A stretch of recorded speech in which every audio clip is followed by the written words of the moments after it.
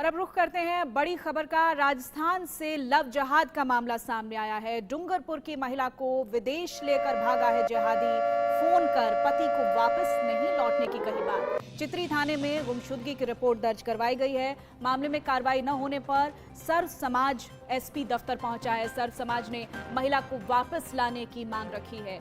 ग्रामीण जता रहे हैं महिला के कुवैत जाने की आशंका। ये तस्वीरें जो आप अपने टीवी स्क्रीन पर इस वक्त देख रहे हैं, ये महिला की तस्वीरें हैं।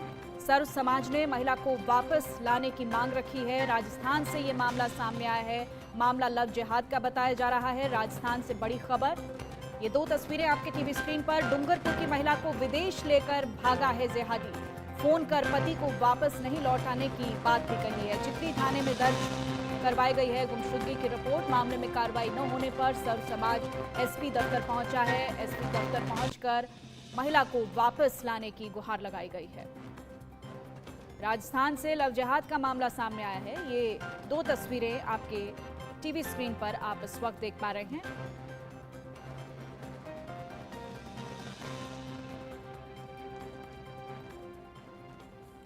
राजस्थान के डूंगरपुर जिले में लव जिहाद का मामला सामने आया है, जहां एक मुस्लिम युवक हिंदू महिला को बहला फुसलाकर विदेश ले गया और हिंदू महिला का धर्म परिवर्तन करवा दिया।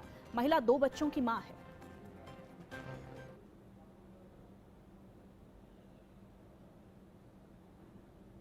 मैं रिपोर्ट दर्ज गुमशुदगी की है। मेरी पत्नी हिम्मतनगर दवाखाना हमेशा जाती आती रहती थी। तो दवाखाने कभी कोई साथ में जाता था, कोई नहीं जाता था, अकेली भी जाती आती थी। इस बार 10/7/2023 को अकेली गई थी। मेरे को बोली, मैं मुंबई में था, मेरे को बोली कि मैं हॉस्पिटल जा रही हूँ। मैं बोला ठीक है। वो हमेशा जाती थी तो मैंने विश्वास किया जाती आती है तो आ जाएगी शाम तक। तो मैंने बाद में शाम को फ़ोन किया 4 बजे। वो बताया मेरे को कि मैं अभी दवाखाना पहुंची नहीं है, आज गाड़ी लेट है, बारिश है, इसकी वजह से पहुंच नहीं पाई हूँ। मेरा कॉल भी उसने फिर रिसीव करना बंद कर दिया। तो महिला के पति मुकेश हमारे साथ जुड़ चुके हैं। विष्णु शर्मा जयपुर से मेरे सहयोगी मेरे साथ लाइव हैं। रजत कुमार नोएडा से मेरे साथ लाइव हैं। सबसे पहले विष्णु का रुख कर लेते हैं। विष्णु जयपुर में मौजूद हैं। ये मामला राजस्थान से जुड़ा हुआ है। विष्णु, कैसे ये महिला गई है, कैसे ये मामला सामने आया है, जरा एक बार इसकी बैकग्राउंड समझाइए पूरे मामले की। डूंगरपुर से ये मामला निकल के आया है। बताया जा रहा है कि जो महिला है, जिस पर आरोप है कि एक युवक पे आरोप लगाया गया है कि उसको विदेश भगा के ले गया और धर्म परिवर्तन की बात यहाँ पर कहीं ना कहीं की जा रही है। 2 बच्चों की मां है वो युवती, और साथ ही साथ देखिए पति की ओर से थाने में बवाल किया गया है। रिपोर्ट दर्ज कराई गई है कि उसको वापस लेके आया जाए। इलाज कराने के बहाने वो घर से निकली थी और उसके बाद अपने पति का फोन उठाना बंद कर दिया था। ये तमाम तरह का मामला होने के बाद जो डूंगरपुर का जो ग्रामीण इलाके का जो थाना है, वहाँ पे ग्रामीणों ने प्रदर्शन किया, काफी नारेबाजी की और उसके बाद वहाँ पर रिपोर्ट दर्ज कराई है। और जो आरोप लगाया गया है समुदाय विशेष युवक के ऊपर कि वो धर्म परिवर्तन की बात कही जा रही है। धर्म परिवर्तन करा के उनको यहाँ से लेके जाने के बाद धर्म परिवर्तन की बात यहाँ पर कही जी। ठीक है, मुकेश हमारे साथ जुड़े हुए हैं, जो पीड़ित पति हैं, उनसे भी बातचीत करते हैं। अब मुकेश, आपको कब पता चला कि आपकी पत्नी जो है वो बाहर जाने की फिराक में है? क्या आपकी उनसे कोई बातचीत हुई? क्या उन्होंने आपको इसको लेकर कोई इशारा किया इससे पहले? नहीं जी, इससे पहले मेरे को कोई इशारा नहीं किया।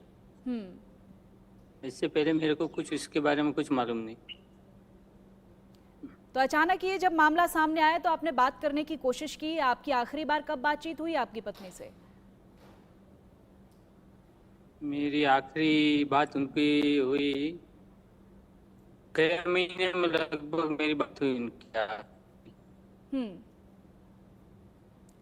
मुकेश, अभी तक बात ये नहीं हो पाई जी, आप थोड़ा डिटेल में मुकेश समझाइए कि कब से ये मामला चल रहा था, कैसे ये सब हुआ, कैसे आपकी पत्नी गई है उस युवक के साथ, जरा समझाइए पूरी कहानी इंडिया न्यूज पर।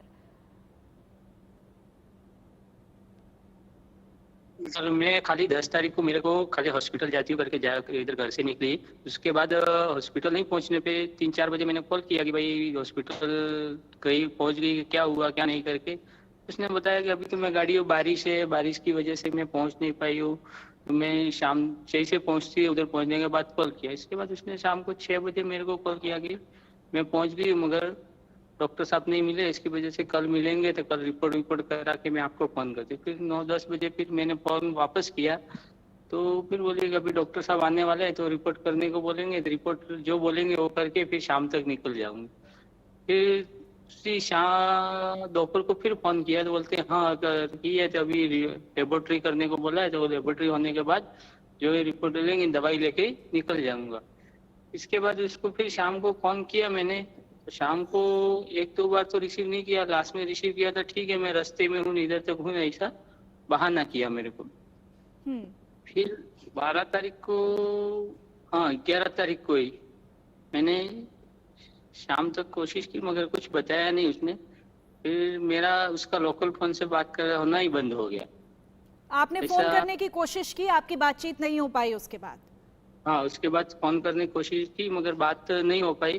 फिर मैंने उसके पिताजी से बात की, ऐसा ऐसा कुछ फोन है। उसके पिताजी ने बताया हाँ मेरे को कॉल आया था 3-4 बजे करीबन कॉल आया था, मैं डूंगरपुर तक पहुंच गए, शाम तक घर चले जाऊंगे, ऐसा वैसा बताया। फिर मैंने उनसे रात को बात की तो फिर मैंने इधर घर पे आजू बाजू में पूछा कि भाई वो आई है। जब पिताजी से बात की उन्होंने तो उनकी बातचीत में क्या कुछ रहा, बताएंगे आप? अपने पिताजी से उन्होंने क्या बात की? मेरे पिताजी से नहीं, उसके पिताजी से जी, क्या बात की वही समझना चाह रहे हैं। वही उसके पिताजी के बोले कि उसके पिताजी ने पूछा कहाँ पे है, तो वो बोले कि मैं हॉस्पिटल गई थी, डूंगरपुर तक पहुंच गई हूँ और शाम को घर चली जाऊंगी करके, ऐसी बात है। तो आपको लगातार इसी तरह गुमराह किया गया कि वो डॉक्टर के पास हैं? हाँ ऐसा जी, हाँ जी। इससे पहले क्या कभी कोई शक हुआ, कोई बातचीत हुई आपको इसके बारे में? ऐसा कुछ नहीं, पहले इसके पहले कुछ मेरी इसकी ऐसा कुछ अनबन भी नहीं हुई, कुछ नहीं, कुछ बात के लेके कुछ मनमुटाव भी कभी कुछ नहीं हुआ इससे पहले।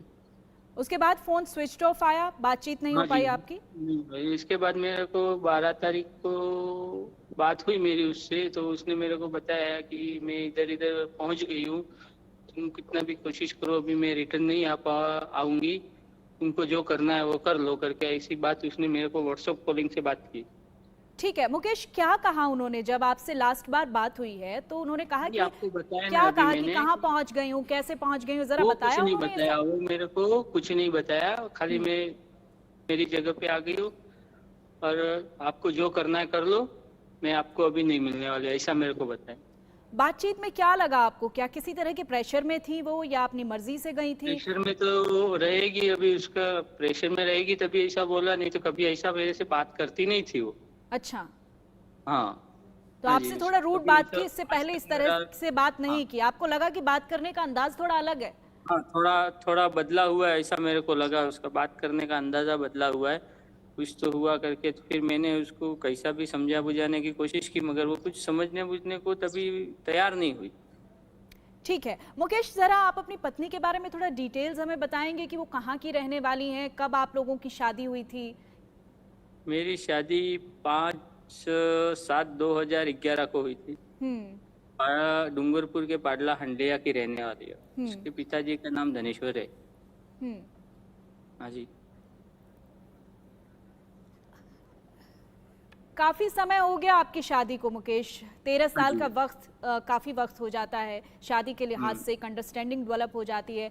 क्या पिता को इस बारे में उन्होंने कोई जानकारी दी, कोई इन्फॉर्मेशन दी? क्योंकि आपके अलावा क्या कोई ऐसा शख्स है जिसको शेयर किया गया हो ये सब कि वो इस तरह से जाने वाली हैं, कोई उन पर प्रेशर बनाया जा रहा है या वो अपनी मर्जी से जा रही हैं? ऐसा कुछ अभी तक तो शक डिटेल क्लियर नहीं हो रहा है, उसमें पुलिस भी तो तहकीकात कुछ ज्यादा इंटरेस्ट नहीं ले रही है ना इस चीज में। तो आपको लग रहा है कि पुलिस साथ नहीं दे रही है इस पूरे मामले में, इन्वेस्टिगेशन में आपका साथ नहीं दिया जा रहा? 1 महीना ऊपर हो गया, 13 तारीख गए महीने की रिपोर्ट दर्ज की, अभी तक कुछ सुराग नहीं मिले, तो पुलिस क्या कर रही है? मुकेश, ग्रामीणों की तरफ से ये आशंका जताई जा रही है कि वो कुवैत गई हैं। कुवैत का नाम कैसे आया? ये कैसे डाउट हुआ, कैसे शक हुआ कि कुवैत में है वो? कुछ ऐसे आपस के लोगों ने उसका डिटेल ये वो जानकारी प्राप्त करने की कोशिश की, तो उसमें वो लोगों को मिल गया सबूत ये सब कि ये कुवैत गई है करके। बच्चों के बारे में कोई जानकारी उन्होंने दी आपको?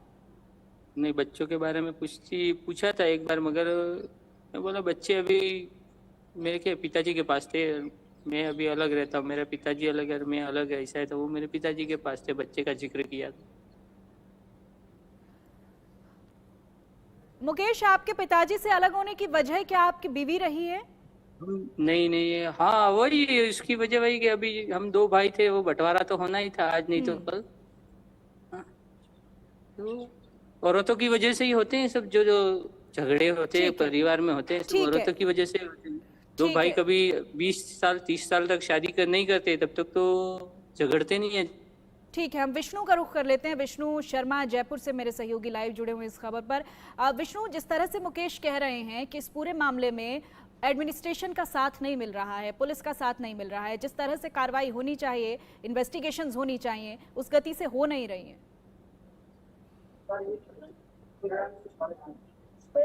विष्णु, आप सुन पा रहे हैं?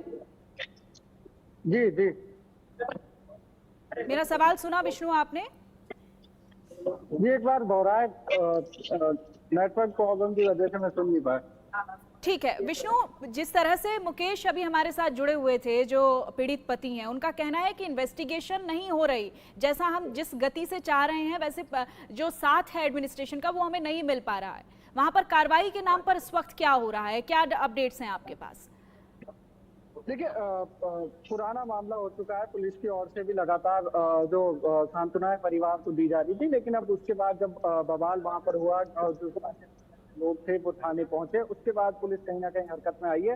अब जांच पूरे मामले की जा रही है कि आखिर जो महिला जो गायब हुई है, आखिर वो कहाँ पहुंची है, किस तरह से गई है, क्या उसका कोई पासपोर्ट था, वीजा था, किस तरह से वो अगर देश के बाहर गई है तो किस तरह से गई है, और यहाँ से जब निकली थी तो उसके बाद क्या कुछ हुआ। इन तमाम पहलुओं की जांच अभी तक की जा रही है। पुलिस एंगल खंगाल रही है कि आखिर जो लोग ये बात जो कह रहे हैं वो सच है या फिर कहानी कुछ और है। इन तमाम चीजों की जांच हाल फिलहाल पुलिस कर रही है। जी ठीक है। नोएडा से रजत कुमार मेरे सहयोगी भी मेरे साथ जुड़े हुए हैं। रजत, जब भी इस तरह का कोई मामला सामने आता है तो सीमा हैदर का जिक्र आता है, अंजू का जिक्र आता है, क्योंकि ये जो मामले हैं बहुत तेज गति से अब बढ़ते जा रहे हैं, एक के बाद एक इस तरह की खबरें सामने आ रही हैं। क्या कुछ अपडेट्स हैं इस पूरी घटना से जुड़ी हुई आपके पास, रजत?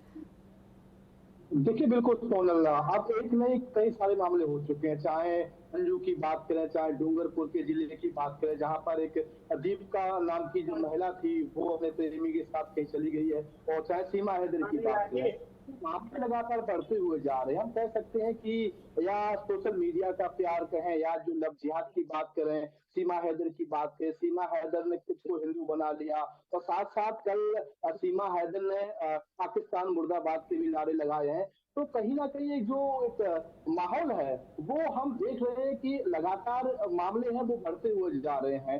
अंजू पाकिस्तान गई, वहां पर उसने शादी कर ली। अब दीप का जिसका कुवैत से कनेक्शन निकला कि कुवैत गई है, तो ऐसे में कहीं ना कहीं अब प्रशासन को जागरूक होना पड़ेगा कि आखिर जिस तरीके से लगातार जो मामले हैं वो बढ़ते हुए जा रहे हैं, आखिर जो महिलाएं होती हैं या गर्ल्स की बात करें तो सोशल मीडिया के टच में रहती हैं। हालांकि अंजू ने भी शादी कर ली है।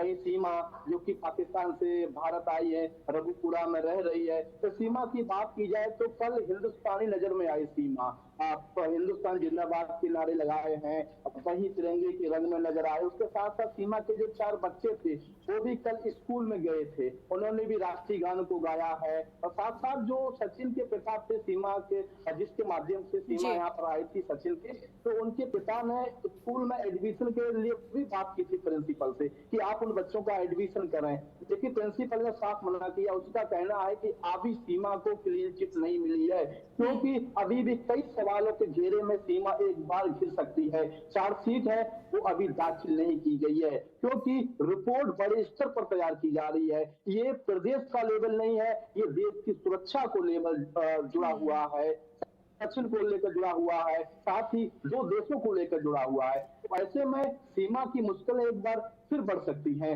फिलहाल अभी कुछ समय में हो सकता है कुछ दिन के अंदर जो नोएडा पुलिस है वो चार्जशीट दाखिल कर दे। उसके बाद क्या रिपोर्ट में पुलिस ने लिखा है सीमा को लेकर, सचिन को लेकर, हालांकि सीमा अभी न्यायालय के आदेश पर जमानत पर बाहर है। हो सकता है कि अगर रिपोर्ट पुलिस कुछ खिलाफ भेजती है तो सीमा और सचिन की एक फिर से मुश्किलें बढ़ना तय है। ठीक है, विष्णु का रुख कर लेते हैं। जयपुर से मेरे सहयोगी विष्णु लगातार हमारे साथ बने हुए हैं। विष्णु, अंजू के मामले में अभी किस तरह की अपडेट है, क्योंकि सीमा हैदर के बारे में लगातार हम रजत से संपर्क कर रहे हैं, वो हमें डिटेल्स दे रहे हैं। हम चाहते हैं कि धीरे धीरे जो ये मामले लगातार सामने आ रहे हैं इन पर अब फिलहाल अपडेट क्या है वो भी समझें जरा। अंजू के मामले में आपके पास कोई डिटेल्स हैं, कोई जानकारी है नई? देखिए, राजस्थान से दूसरा इस तरह का मामला सामने आया है। पहले अंजू यहाँ से पाकिस्तान चली जाती है। अब डूंगरपुर से बताया जा रहा है कि वो एक महिला है, वो गई है। देखिए, अंजू के मामले में अभी हाल ही में थोड़े दिन पहले अंजू के पति ने वहाँ का जो लोकल थाना है वहाँ पर रिपोर्ट दर्ज कराई है कि मेरी पत्नी को बहला फुसलाकर यहाँ से लेके जाया गया, और साथ ही आरोप लगाए हैं उस युवक पे जहाँ उसने पाकिस्तान में जाके शादी की है।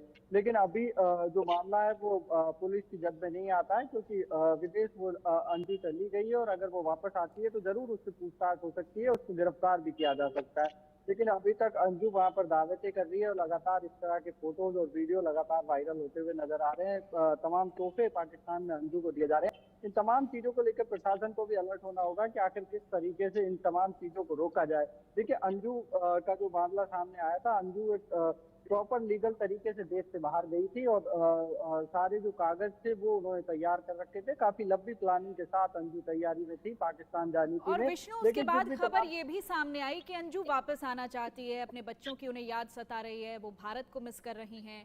तो इस तरह से आशंका जो है वो तेज हो जाती है। क्या किसी तरह का प्रेशर बनाया जाता है, कोई स्कैंडल है जो इस तरह से बहलाता फुसलाता है, और बाद में जब चीजें समझ में आती हैं तो फिर लोगों को अपने वतन की याद भी सताने लगती है? जी बिल्कुल। देखिए, जहाँ तक अंजू का मामला है, अंजू वाले मामले में कहा जा रहा था कि अंजू को शुरू से ही जो लग्जरी लाइफ जीने की शौकीन थी अंजू, इस तमाम चीजों को लेकर भी इम्पैक्ट पड़ा। साथ ही जो इंटरनेट का जो प्यार था उसको लेकर अंजू को बहलाया गया, और उसके बाद उसको पाकिस्तान बुलाया गया। और पाकिस्तान जाने के बाद कई तरीकों से पाकिस्तान के जो लोग हैं उन्होंने अंजू को सपोर्ट किया अलग अलग तरीके से। लेकिन अब कहीं ना कहीं अंजू इच्छा जरूर जता रही थी हिंदुस्तान आने की, लेकिन अभी इस तरह की कोई खबर नहीं है कि अंजू का हिंदुस्तान आने का कोई कार्यक्रम है, क्योंकि जो वीजा पे जो डेट थी पाकिस्तान ने वो भी बढ़ा दी थी। और अब हाल ही में अगर अंजू आती भी है तो अंजू घर जाने से पहले अंजू को तमाम जो एजेंसियां हैं उनके सवालों के जवाब देने होंगे कि आखिर वो पाकिस्तान क्यों गई। जी ठीक है विष्णु, बहुत शुक्रिया आपका इस तमाम जानकारी के लिए। रजत, आपका भी बहुत शुक्रिया। तो अब ये एक और मामला अंजू के बाद राजस्थान से सामने आया है। इस पर अब इन्वेस्टिगेशंस होंगी और तमाम चीज़ें साफ होंगी कि आखिरकार क्या ये माजरा था, किस तरह से जो लड़की है वो बाहर गई है और कहाँ गई है। ये तमाम सवाल अभी इनका जवाब आना बाकी है।